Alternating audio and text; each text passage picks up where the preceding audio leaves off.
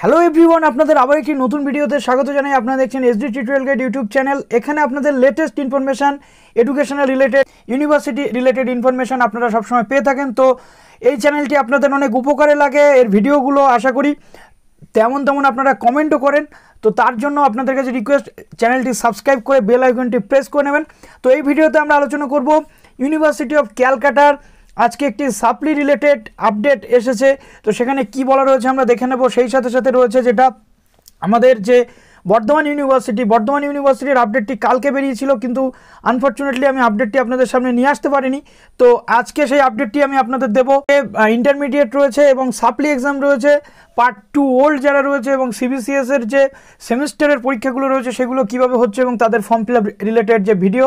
তো আজকে এই ভিডিওতে পুরোপুরি আজকে আমরা ডিসকাস করে নেব। তো চলুন অ্যাট ফার্স্ট আমরা দেখে নিই বর্ধমান ইউনিভার্সিটির সেই নোটিশটিতে ঠিক কী বলা রয়েছে। তো তার জন্য আমি বর্ধমান ইউনিভার্সিটির এই নোটিশটিতে চলে যাব। দেখুন, প্রথমে এই নোটিশটিতে একটু ভুল ছিল, তো পরে অনেক ইউটিউবার ছিল যারা এটার ব্যাপারে ভিডিও বানায় এবং আস্তে আস্তে সেটা ইউনিভার্সিটি ঠিক করে দেয়।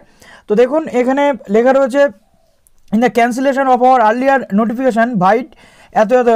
তো এখানে বলা হয়েছে যে it is hereby notified for information of all concerned that schedule of form fill up and commencement of examination of CBCS semester 2 অর্থাৎ ইন্টারমিডিয়েট আর রয়েছে সেমিস্টার 4 এটাও ইন্টারমিডিয়েট এবং পার্ট 2 ওল্ড সিস্টেম আর মেনশন বিলো। অর্থাৎ part 2 old মানে যেটা বলতে চাইছে 1+1+1+1 system, অর্থাৎ এটা বলতে গেলে সাপ্লি পরীক্ষা। তো এটা সাপ্লি পরীক্ষার ক্ষেত্রেও প্রয়োজনীয়। যারা পার্ট 3 পাস করে গেছো তো তোমাদের অনেকটাই রিকোয়েস্ট যাতে তোমাদের এই সালটা পুরোপুরি নষ্ট না হয়, তোমাদের হায়ার এডুকেশান বা জবের ক্ষেত্রে কোনো সমস্যা না হয়, সেই জন্য বর্ধমান ইউনিভার্সিটি খুব সুন্দরভাবে এই পরীক্ষাটি নিতে চলেছে।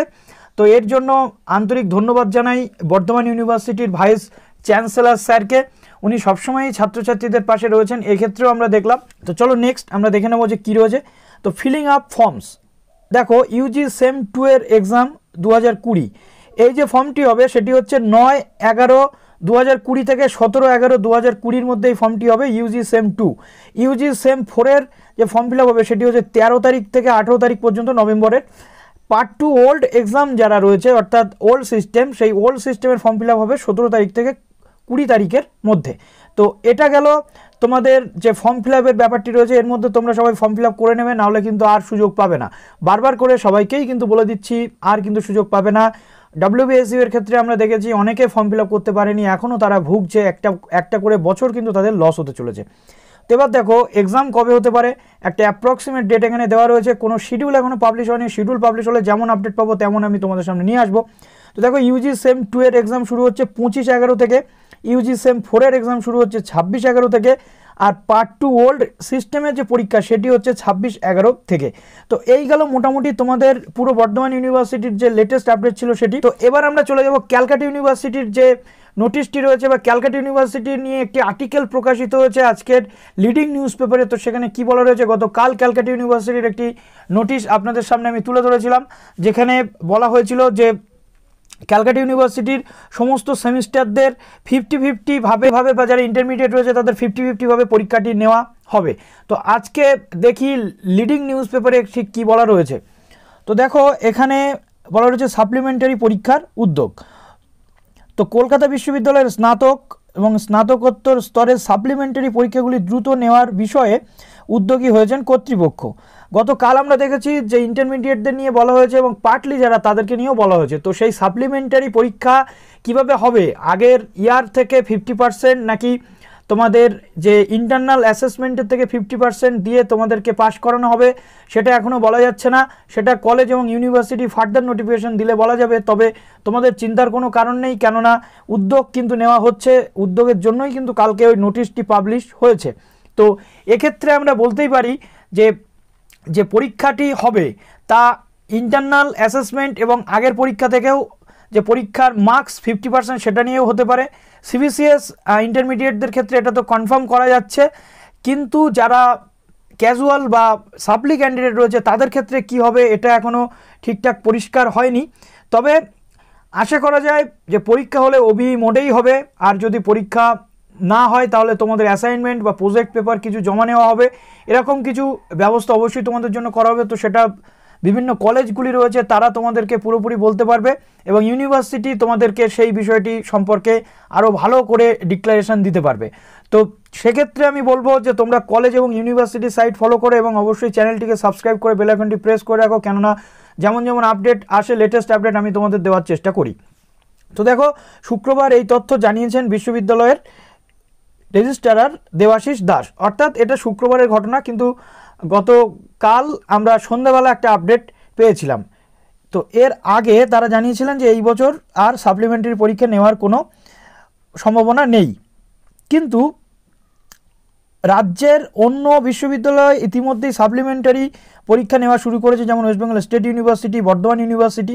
তো এদিন সাপ্লিমেন্টারি পরীক্ষা নেওয়া সহ বিভিন্ন দাবিতে বিশ্ববিদ্যালয়ের সামনে বিক্ষোভ হয়। গতকাল আমরা দেখেছি যে কলকাতা ইউনিভার্সিটির সামনে স্টুডেন্টসরা বিক্ষোভ করছিল যাতে তাদেরকে ভিসি ম্যামের সাথে দেখা করতে দেওয়া হয় এবং তাদের এই পরীক্ষাটা অতি দ্রুত নেওয়া যায়, একটা বছর যাতে তাদের নষ্ট না হয়।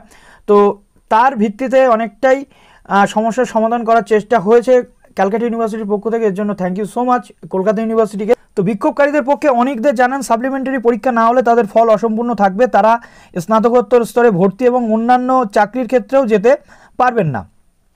এক্ষেত্রে এদিন বিক্ষোভকারী পড়ুয়ারা রেজিস্ট্রারের সঙ্গে দেখাও করেন। এ বিষয়ে পরে রেজিস্ট্রার জানান যে তারা চেষ্টা করছেন খুব তাড়াতাড়ি সাপ্লিমেন্টারি পরীক্ষাগুলো নিয়ে নিতে। এ বিষয়ে ইতিমধ্যেই তারা বৈঠক করেছেন।